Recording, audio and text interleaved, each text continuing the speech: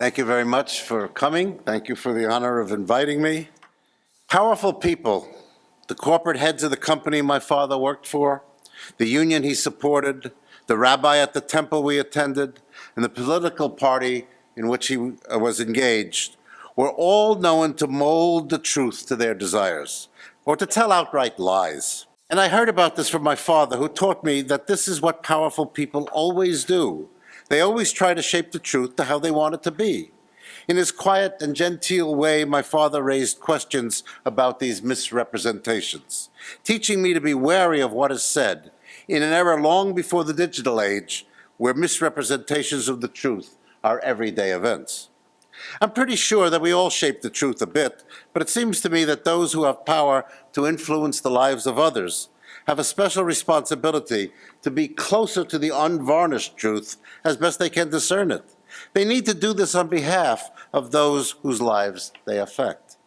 And it always seemed to me that the rest of us have a responsibility to make sure that those with power know that we are watching them, that we are checking on their veracity. So this almost natural tendency to shape the truth to our own purposes cannot go unchallenged. My father was only a bit like Olaf, glad and big, as described by E. Cummings in that wonderful poem. But my father held his moral beliefs just as strongly as Olaf did. Like Olaf, my father was a peaceful man of principle. But, quote, just like Olaf, glad and big, there was some shit he would not eat, unquote. And if you remember the poem, after torturing Olaf for his beliefs, the President of the United States, quote, threw the yellow son of a bitch into a dungeon where he died, unquote. Olaf paid the ultimate price for holding his beliefs. Thankfully, my father did not, but he had to engage in union strikes a few times, leaving me with memories of the stress on my family of having neither rent nor food money at the end of the month, because my father fought for what he believed in.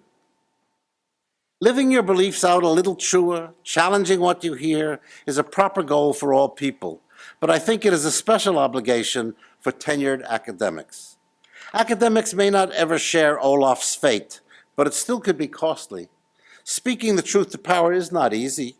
Olaf paid the ultimate price, but a large price was paid by Muhammad Ali, the Berrigan brothers, and the thousands of draft refusers in the time of the Vietnam War, just to name a few. Now, there's no agreement about who originally coined the phrase speaking truth to power. The Quakers may have used it first as they fought to stop the Cold War of the 1950s from becoming a hot war. But in a 1942 letter from the civil rights leader Bayard Rustin, we find him arguing that the proper role of a religious group is to speak truth to power. Whatever its origins, it is a phrase I have always admired. And some of our academics have done this regularly. One such academic is Noam Chomsky, who, as you might expect, is often vilified. In 1967, Chomsky floored me with his essay on the responsibility of intellectuals. It was the Vietnam War time, and like many, I was protesting in my little way. And I do mean little. With a wife and 2 children, a dissertation to write, and 2 jobs at 2 different universities, I did not protest much as I pursued my own personal goals, as many of us do all the time. But I think it's fair to say that as time passed and the protests mounted and millions of people acted out and spoke out, particularly those on campuses, the war was finally brought to a halt. Students and intellectuals stopped a war. Chomsky was right. I thought then, as I do now, that if we, academics with tenure, members of a protected intellectual elite, can do a little more speaking out, we might help repair the world. This is called Tikkun Olam in Hebrew. Tikkun Olam is the term for the human responsibility to fix what is wrong with the world. Tikkun Olam ought always to be a part of the life of every great university, and we are at a great university. And I think this was implied by Chomsky in that 50-year-old paper that so influenced me. He said, quote, intellectuals are in a position to expose the lies of governments, to analyze actions according to their causes and motives, and often hidden intentions. In the Western world, at least, they have the power that comes from political liberty, from access to information and freedom of expression. From a privileged minority, Western democracy provides the leisure, the facilities, and the training to seek the truth lying hidden behind the veil of distortion and misrepresentation, ideology and class interest through which the events of current history are presented to us. The responsibility of intellectuals, then, are much deeper, given the unique privileges that intellectuals enjoy." Unquote. Given this background, I will try to demonstrate a bit of what I mean about using our protected status to speak truth to power. Let's start with this presidential memo of September 25, 2017, a memo that is just 2 months old. The presidential memo, the subject was increasing access to high-quality science, technology, engineering, the STEM area. The president goes on to say, too many of our nation's K-12 post-secondary students lack access to this and that. He says science, computer science is rare, and that nearly 40% of high schools do not offer physics, and 60% of high schools do not offer computer programming, et cetera, and then the president goes on.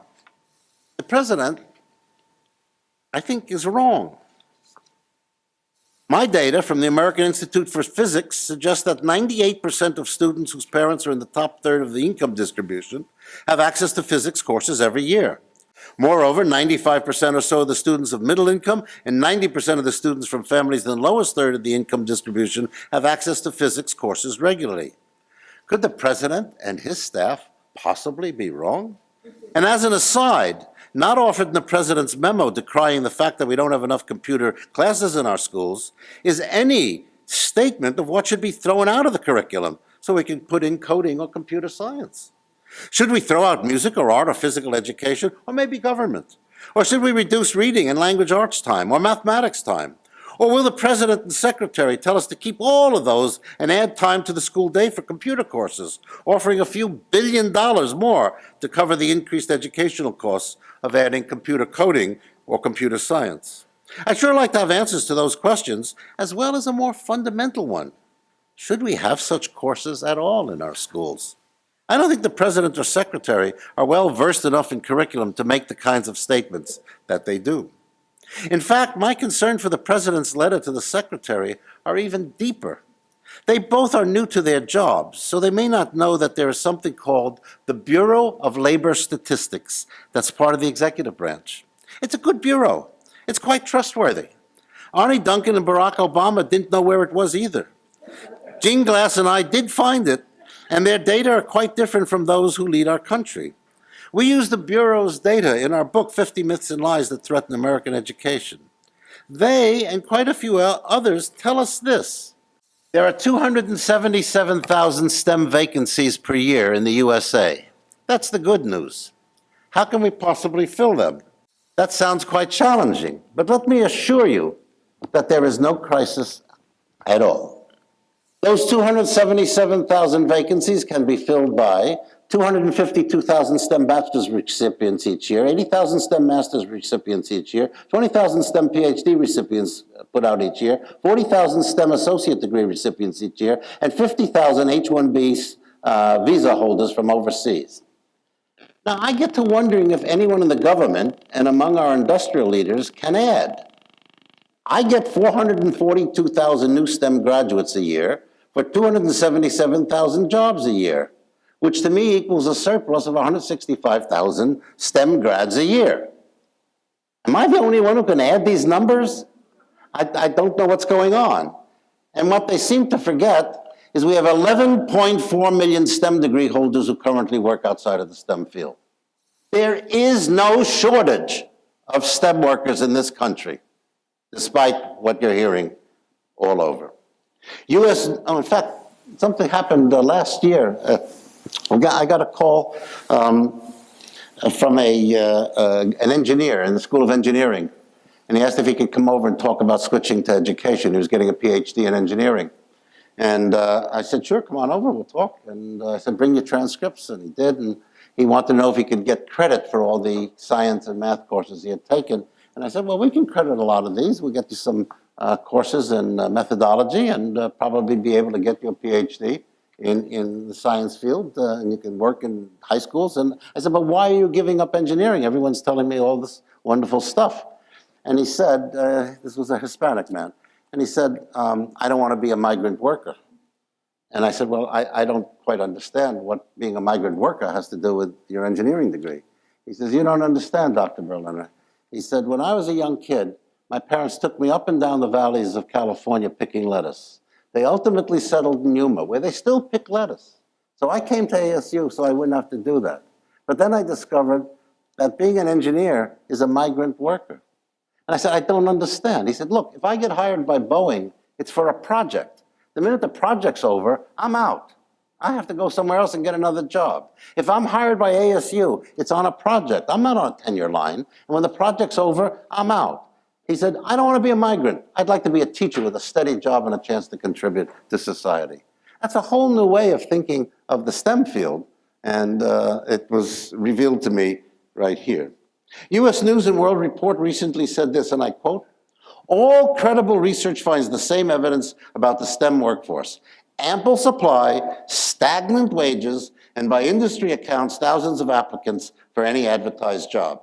The real concern should be about the dim employment prospects for our best STEM graduates, unquote.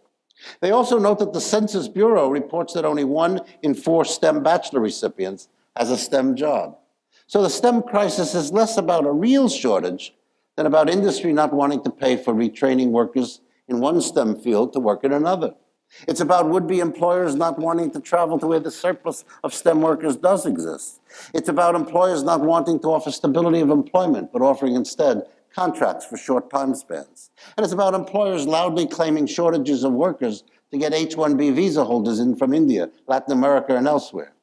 These industries now have 460,000 H-1B immigrants to work for about 70% of the wages that they would pay a domestically trained STEM worker. And what is more, the visa holders do not complain much because they would be sent back to their home country if they did. In other words, the STEM shortage has a good deal of myth attached to it, and school people might want to remember that other academic outcomes provide lots of values. Among the other talents in school worthy of development are reading, writing, art, music, acting, dance, historical inquiry, participation in student government, sports, and serving on the school newspaper and school yearbook. These activities are about as good as predicting successful employment in life as are the robotics club and the science fair competition. Here's something to think about. It's a solid fact that you probably did not know. According to school testing experts, rule of thumb, the average child's achievement score declines about 1% for each year they're in school. That gives the expression dumbing down a whole new meaning. Schools may be hazardous to your child's intellectual health, unquote. Now, it's fair to say that the person uttering this is full of baloney or something else. I think so. After 50 years in education and hanging around with the measurement people, I certainly have never heard of this remarkable phenomena of losing 1% every year in your achievement abilities. I guess I could be wrong, but I cannot find any facts to support this statement. So I think I should demand an apology from the person who uttered this on behalf of all educators. It's a quote from Donald Trump. I guess I'll never get the apology. At another time, our president said, quote, our schools aren't centers of learning, they're centers of crime, unquote. On that theme, he also said, quote, our schools aren't safe, which is bad enough. On top of that, our kids aren't learning. Too many are dropping out of school and into the street life. Schools are crime-ridden and they don't teach, unquote. So let's unpack these statements and examine their truth value. Let's look at the crime-ridden schools we have, then at the fact that our kids are dropping out, and finally at the fact that our kids aren't learning. This is a graph of the number of times a gun entered a school for males and females in totals. We live in a culture where it is easy to get guns, a national mistake if you ask me, but a condition of American life supported by our president. In this graph, we see that carrying a gun to school in our easy-to-get gun culture has been going down steadily for about 25 years. School counselors and other school personnel have been addressing this issue successfully for a long time. Of course, one gun in a school is horrible, but clearly the numbers have been going down. In these graphs, you see that total victimization at school has gone way down. Rate per 1,000 students has gone down of all violent victimizations. Up in the upper right-hand corner is theft. They've gone down for 30-something years. Lower right, serious violent victimization never was much of an issue and has gone way down. You should make an inference that if you're scared about your welfare in the community in which you live, the place you should choose to be in order to feel safe would be the nearest public school. I think it's clear that our president, once again, does not know whereof he speaks. And bullying, a related school violence problem, has been studied in both private and public schools. I know that the President and Secretary of Education want to see more privatization, but when it comes to feeling safe in those schools, data suggests that among 12 to 18-year-olds, privates are not much different than our good old neighborhood public schools. Here are those data. They're almost identical trend lines. Now, the president also said that many of our kids are dropping out of school and into the street life. While he may be correct that the rate is too high, there's no way to argue about that, I must point out that it is remarkably low by historical standards. Here are those data. The upper line is the dropout rate for Hispanics. You notice it's going straight down. The next line in the graph is of Black Americans. It's going straight down. The bottom is the white line for white Americans. From 1970 to 2013, it's been going straight down. I don't know what else to say to the president except this. At 83.2%, the national graduation rate is at an all-time high. All told, 2.8 million more students have graduated from high school since 2001, resulting in significant benefits for young people, the economy, and the nation. There are now roughly 1,000 large, low graduation rate high schools, and less than 900,000 students are attending them. But that's down from more than 2,000 such schools and 2.5 million students enrolled in them in 2002. So it looks to me like our president has it wrong again. Not only has the president said our kids aren't learning, he said that our teachers aren't teaching. I think we have some evidence that can address those issues. Evidence, not opinion, evidence derived from the highly regarded NAEP test, the National Assessment of Educational Progress, rightly called the nation's report card. The longitudinal NAEP, given every 4 years, is designed to plot the growth in student academic achievement on the curriculum we have chosen for America's kids. But it could just as easily plot stagnation in student achievement, and as well, it might show us that there is a 1% a year loss that the president has told us about, which nobody else can find. Well, what does the NAEP actually tell us? Here's the scores for mathematics age 9 for white students, black students, Hispanic students. You will notice over time they're up 27 points, 36 points, 32 points. Mathematics age 13, up 19, 36, 32 for white, black, and Hispanic students. Reading age 9, up, up, up. Reading age 13, up, up, up. Not only are all the scores in America going in the direction we wanted them to go, the scores for black and Hispanic students are going up faster, which is what we set out to do 30 years ago. While speaking truth to power, it's important not to limit oneself. One of the most famous and powerful people in the world, Bill Gates, said not too long ago that education was costing more, and that test scores were flat. Well, I just showed you that Mr. Gates is absolutely wrong about test scores being flat. It's not true. And about schooling costing more, I thought, well, that's true. But so is the fact that Microsoft products cost more as well. He didn't seem to factor that in. One cause for the big rise in educational costs has come from increasing our commitment to educate special needs children in our public schools. We went roughly from educating 3.6 million special ed kids per year in the late 1970s to educating 6.5 million special ed kids per year in the last few years. That's over a 70% increase in the recipients of a very costly school program. But I think this is the kind of commitment to the families with special needs, children, befitting of one of the richest nations in the world. That's what you're supposed to do with your money, help others. And Mr. Gates forgets that over the time period he is commenting on, testing costs went up as the accountability programs of the Bush and the Obama years took hold. These were programs he supported. But during this time period, test makers and computer companies like Microsoft made big profits because the many new tests needed many new computer systems to support their delivery and scoring. What it looks like to me is that two of the richest men in the world are too cheap to pay for a fact checker before they speak. But they really should. While we are talking about money, let's look at what our president has said about our school expenditures. He says, quote, "People are tired of spending more money on education than any other nation in the world per capita," unquote. And then he says, quote, "We're number one in terms of cost per pupil by a factor of worldwide, by a factor of many. Number two is far behind, forget it," unquote. Well, let's see if the president has it right. These are cumulative amounts spent on primary and secondary education in 2013 converted dollars. You see that Australia is spending $141,000, Austria $162,000, Belgium $162,000, Denmark $165,000. Just keep going down that list. You see a lot of big spenders.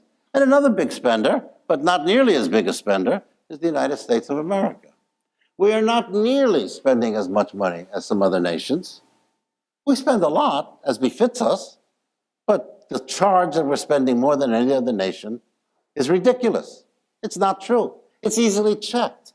It's not a problem to verify it. All you have to do is go to the PISA tables that are around, the OECD tables. They'll tell you.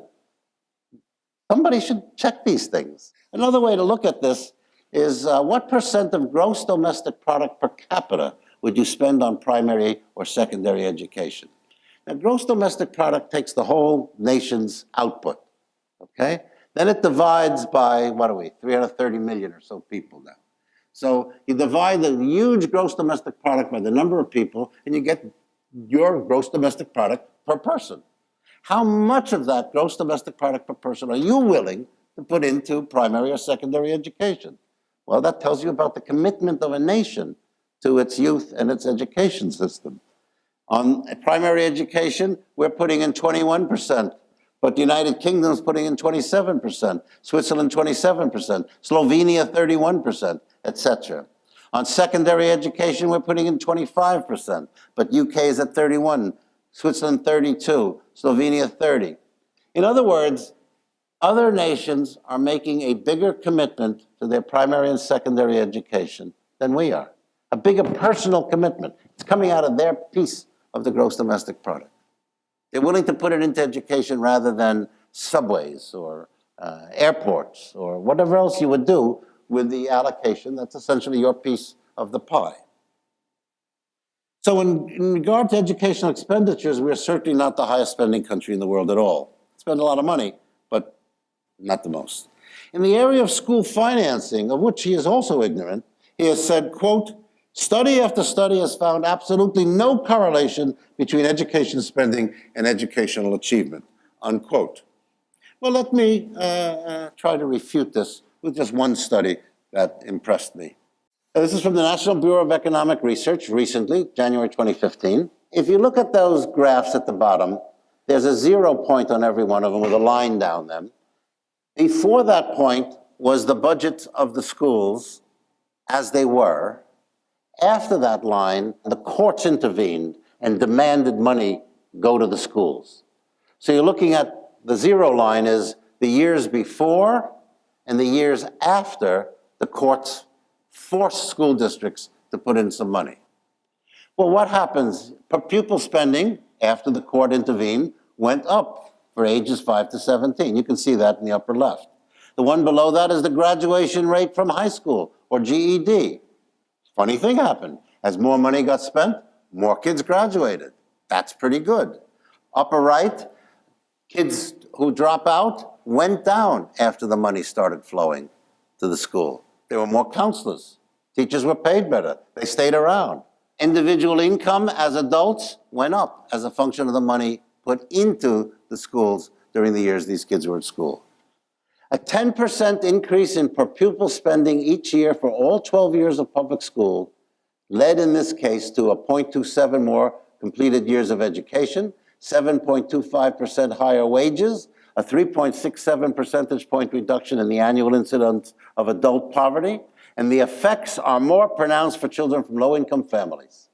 Exogenous spending increases, these outside forces pushing the money into the schools, were associated with sizable improvements in measured school quality, including reductions in the student-to-teacher ratios, increases in teachers' salaries, and longer school years. This is all done by some very well-known and, as near as I can tell, reputable economists. But it's one of a number of studies that have come out over the last few years showing that money does matter. We have a whole bunch of people like Donald Trump shouting, money doesn't matter. Well, you know, he's not about to give up his fortune if it doesn't matter. I'd like a piece of it if it doesn't matter. This is one of a number of studies that show the president to be wrong about the relationship between money and achievement. But his words, and the words of others as ignorant of the data as he is, often Republicans who don't want to spend money on our education system, have consequences, including for our own state of Arizona. If the president and leading political figures in his party say it, it must be true. So Arizonans then are allowed to say, money doesn't matter. We don't have to worry about the schools. They're getting enough. But money matters a lot. Here's what it looks like in the Arizona situation. In 2008, the state of Arizona put $5.15 billion into K-12.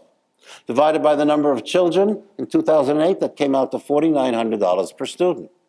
The estimated figure for state spending in 2017, this academic year, is $5.07 billion, or $4,528 per student. It's $400 less now than it was in 2008, but that's without the inflation figures. Once you put inflation in, that money is worth $3,900 in 2008 dollars. So the gains in Arizona funding from 2008 to 2017, almost a decade, are minus $1,000. That's because a lot of people say money doesn't matter. They quote an economist named Eric Hanushek, who says that all the time. He's paid to say that. He goes around from state to state saying that in courts, okay? I know, I faced him in courtrooms, okay? Money does matter. Why should schools be different than any other part of your life? Money matters. Now, we also know that the President and Secretary of Education DeVos want more choice in schooling, and so they promote private schools, voucher and neo-voucher plans to get kids to private schools, charter schools, and cyber or virtual schools. They see these all as good for America because they give Americans choice while also giving educational entrepreneurs profit, a twofer. They also say this kind of choice is what parents want. DeVos says that all the time. This is what parents want. But since about 90% of parents, American parents, are actually choosing to place their kids in their nearby public schools, and in every state that has voted on vouchers, the voucher legislation lost, I don't think these people are speaking truth when they say this is what parents want. Parents are voting with their feet and at the ballot box that they don't want that. Well, let's ask how well these schools do. Let's dismiss cyber schools first. It's so easy. Betsy DeVos has a long history of backing virtual or cyber schools, including founding and funding groups that have supported the expansion of online education. Lately, they are calling this personalized education. But whatever it's called, it's a kid at home or elsewhere working on a computer. That's it. That's personalized education. In fact, a few years ago, Betsy's husband, Dick DeVos, was an investor in K-12, which is a large network of more than 70 online schools. These appear to most educators who have looked at the K-12 schools to be terrible schools, awful schools, and run by scam artists who are ripping off state and federal agencies of millions of dollars. Whatever education budgets Trump and DeVos get through Congress, if there is money for cyber schools, there is a very good chance that such money will be thrown away, that a lot of children will be hurt, and someone somewhere will make a handsome profit out of these publicly funded cyber schools. But what about the promotion of private education by the president and secretary? Well, if we look at tested achievement by some different sectors of schooling and ask how they did on, say, NAEP fourth grade tests, you get this finding. Catholic schools, if you look at the NAEP fourth grade test, Catholic schools outscore their matched public schools by 9.5 points. Lutheran schools outperform their matched public schools by 10.7 points. Conservative Christian schools by 4.2 points. Other private schools, the secular schools, by 11 points. No doubt, the private schools are doing better than the public schools. This is work by Chris and Sarah Lubienski. The raw score advantage of the private school students in each sector compared with their public school counterparts is what you're seeing here. But the Lubienskis also looked at such things as available reading material and computer access in the students' homes, their Title I eligibility, the parents' educational level, and lots more to better measure the extent to which social class differences accounted for what is clearly a private school achievement advantage. That advantage shows up clearly among elementary students in either the fourth or the eighth grade NAEP scores. But what happens after we adjust for any demographic advantage that these students may have? They may not really be getting a better education. They may simply be coming from homes that are better off economically. So let's statistically adjust these scores for any demographic advantages for the students who go there. Bingo, they all lose. Catholic schools are down 7 points, Lutheran schools are down 4 points, conservative Christian schools down 12 points, and other private schools down about 5.5 points. We see that using refined measures of social class wipes out the private school advantage completely, and it gives the advantage in achievement on NAEP tests to America's public school students of equal social class standing. These findings are reported independently by the research of Harold Wenglinski of ETS. He determined that students enrolled in independent secular private schools, most types of parochial schools, and public magnet or choice schools did not perform any better than did students in traditional public high schools, once you considered family background characteristics. Interestingly, he also found that students who had attended private schools were no more likely to go to college, and they did not report higher job satisfaction or engagement in civic life at age 26 than did their public school counterparts. The adoration of private schools over public schools is nearly universal. But international assessment data also indicates little difference in achievement between private and public school students after you factor in social class. For example, based on the 2009 PISA scores, in 26 OECD countries, it was found that the typical private school student did outperform the typical public school student, and at a rate equivalent to about 3/4 of a year of schooling. That's a lot of schooling. The privates looked quite good.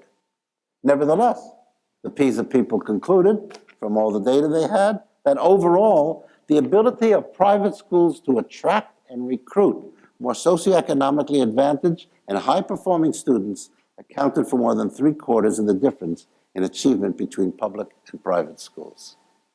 So it's a matter of who goes to those schools, not how good the teachers are, not how good the curriculum is, how small the class size is, etc. So while DeVos and Trump can believe in the superiority of private schools, their beliefs are not supported by the data. It seems to me that their stubborn belief makes them con artists and liars when they try to sell these schools to the American people as better schools. The majority Republican Congress, of course, is in on the lying. They set up the Washington, D.C. voucher program so parents would have a chance to get out of those, quote, terrible public schools, unquote, and then with vouchers, they could place their kids into those, quote, wonderful private schools, unquote. And to be sure they got the data they wanted, Congress paid for a well-constructed, well-designed evaluation of the Washington, D.C. voucher program. Here are those data. You will notice, as Congress has to, that in reading and mathematics, the voucher and the matched controls are there. The impact is quite clear. In reading, the voucher kids did worse by about 5 percentile points, and in mathematics, they did worse on 7 points. This is the one that's supposed to show how good everything is. As you can see, they did worse.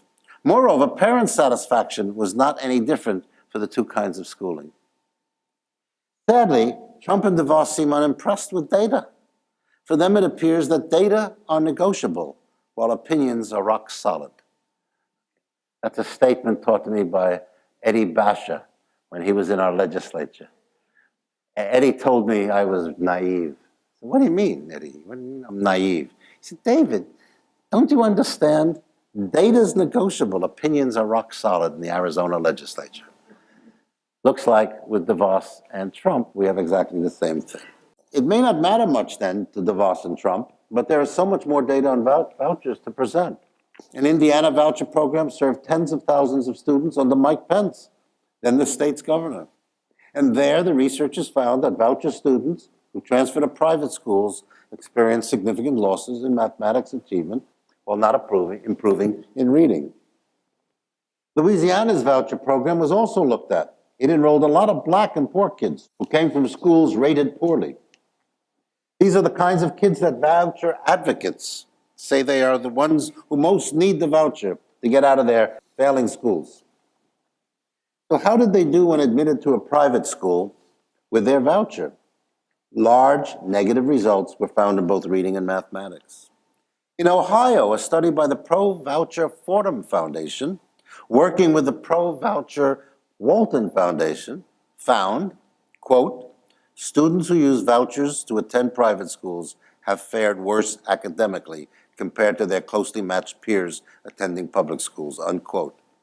So this study is really powerful because it's run by two pro-voucher groups, okay? And they can't find a positive effect. Good, they're honest scientists, but you'd expect them to have set it up in a way that they would find something, and they did not. So much for the voucher system DeVos and Trump are supporting. DeVos and Trump also support charter schools, but the data are quite convincing that the majority of charter schools are no better than their matched public schools. Yes, there are a small set of charters performing better than their matched public schools, but there's also an even larger set of charters that are performing worse than their matched public school. But even when charter schools apparently perform better than their public school matches, they are suspect all over the country, and here is why. For example, in Arizona, now these data are a couple of years old, but I don't expect much difference. U.S. News and World Report says that four of the great high schools in America are Basis School Scottsdale, Basis School Tucson, Great Hearts Academy Chandler, Great Hearts Academy Veritas. These are great schools. Arizona has recognized them as great schools also. Over on the left, you see that the Arizona average for the percent of students who are on free and reduced lunch is 35%. What percent of these students have found their way into these open systems of these wonderful high schools? 0, 0, 0, 0. Now, it could be chance, of course, you know. Let's look at the next line. The percent of students who are English language learners, average for Arizona, 7.5%. The number that are in these four great high schools, 0, 0, 0, 0. They missed hearing about the enrollment too, I guess. They just didn't show up. The percent of students on IEPs, about 12% for the state, but under 1% in one of the schools and no more than 3.5% in the other schools. The percent of students who are white, about 43% statewide, and every one of these states is overly subscribed by white kids who are not poor, not English language learners, and not special ed kids. Okay? Now, how do you compare these schools with public schools where we take them all and try to do our best? This is not a comparison that's fair. In addition, we have some other problems with Arizona schools. Here's the Basis School Scottsdale about 5 years ago. You can see that in 5th grade, they enrolled 144 students. In 6th grade, 146 students. And then you can ride that down, and they graduated in grade 12, 21 students. Then they had the nerve to say, all our students go to college. Well, you just threw out 120 of them, or lost them somewhere. Is there a high school anywhere in the state that can't find 21 students who are going to college? I mean, this is nonsense. And the newspapers don't even seem aware of this. The Great Hearts Chandler at one point had 113 8th graders, but they went off to graduate, only 45 of them. The others somehow, I don't know what happens to them. They seem to disappear. Arizona's not the only one. This is a very famous school in Philadelphia. It's the Boys Latin Charter School, and that's the remnant class that they graduate in each of the last few years. 62%, 55%, 60%. They're losing 40 or 50% of their students over the 4 years. It's not hard to look good if you can dump kids. There's Boston. These are the schools in Boston. Second from the right is the Boston Public Schools. Only one charter will match it for loss of kids, 15%.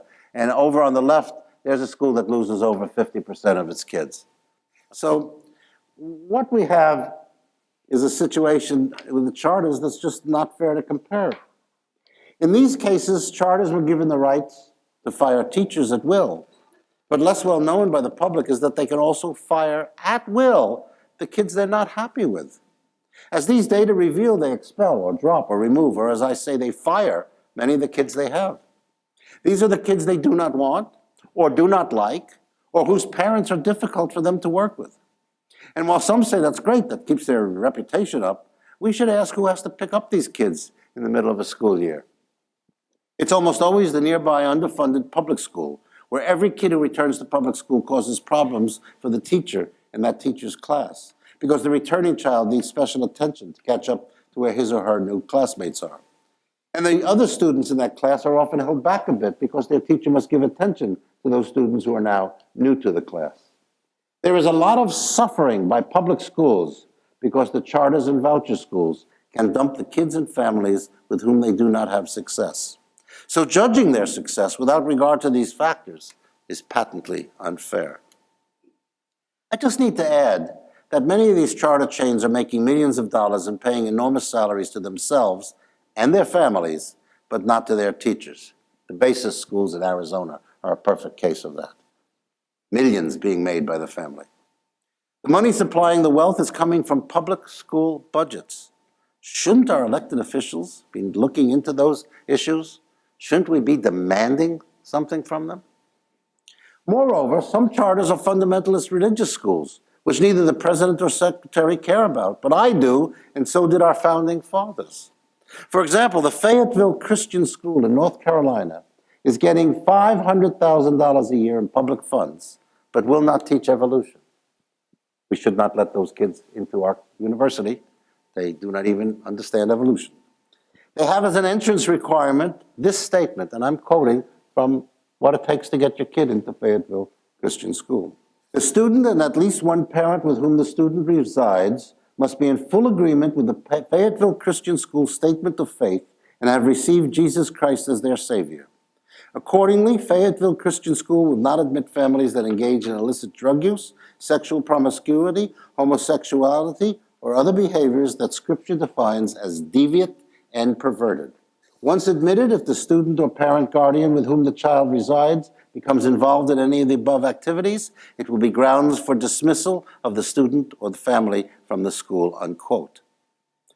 Shouldn't the president and secretary, who are supposed to be working for all of us, prevent public money from being used this way? Why have they forsaken the idea of separation, which I and quite a few million other citizens want maintained? In Everson v. Board of Education in 1947, Justice Hugo Black wrote clearly about this issue. He said, and I quote, "The Establishment of Religion clause of the First Amendment means at least this: neither a state, hear that, neither a state nor the federal government can set up a church. Neither can pass laws which aid one religion, aid all religions, or prefer one religion over another." And here's what I take to be the most important part of Justice Black's decision. Quote, "No tax in any amount, large or small, can be levied to support any religious activities or institutions, whatever they may be called, or whatever form they may adopt to teach or practice religion." In the words of Jefferson, there should be a separation between church and state, unquote. The state of North Carolina and the Fayetteville Christian School look to me like they are violating Justice Black's clear ruling and Thomas Jefferson's clear statement. Shouldn't my President and Secretary of Education and our Justice Department be concerned that a Supreme Court ruling appears to be violated quite openly?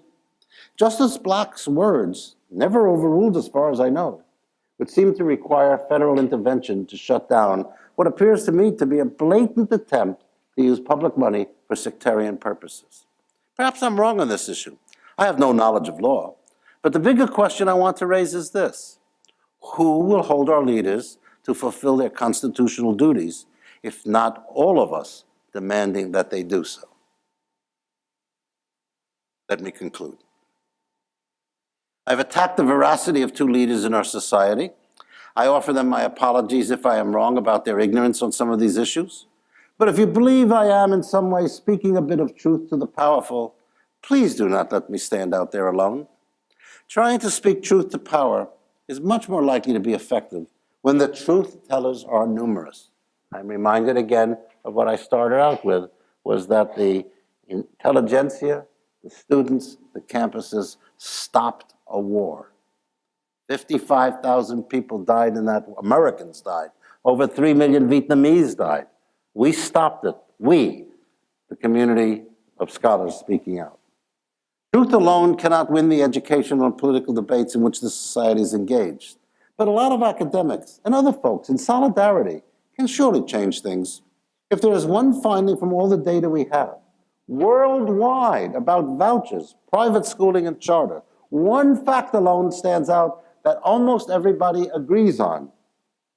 These forms of instruction increase inequality. That's not in doubt. On that basis alone, shouldn't we be fighting to end programs like these?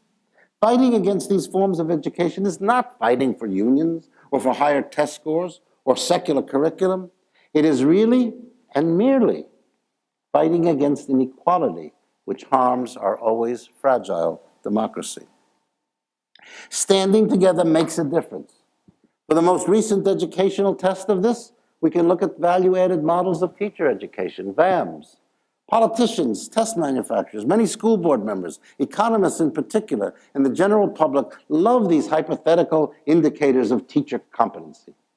VAMs were growing in use for at least a decade, but they are notoriously unreliable and thus frequently invalid.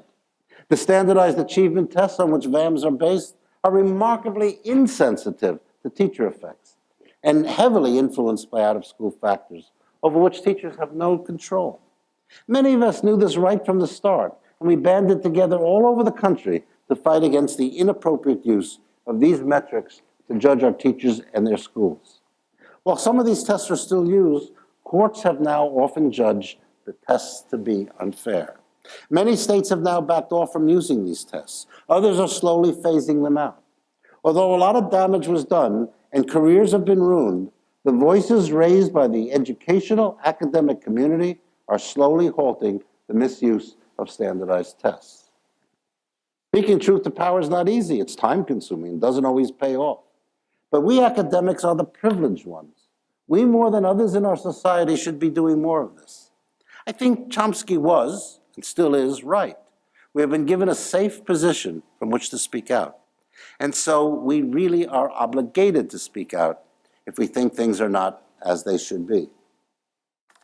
I keep in mind something Noam Chomsky wrote to me, though he may not remember. I think it is worth passing on. I sent him a little note with a copy of the book Bruce Biddle and I wrote, The Manufactured Crisis. He kindly wrote a complimentary note back, and some of you who have been to my office know it's on the wall. I still keep it 25 years later. Still on the wall of my office. By then I was getting pilloried as well as complimented for the book. I was having trouble being the object of so much nastiness and wrath. So I wrote Chomsky back and asked how he put up with such vituperative criticism, day in and day out. He answered in a way that affected me deeply and is what I want to pass on to you all. He said something close to this. He said, if I do nothing, nothing happens. If I do something, chances are nothing will happen. But I can look at myself in the mirror the next morning. Thank you for giving me this opportunity to talk, and please keep this in mind. Thank you.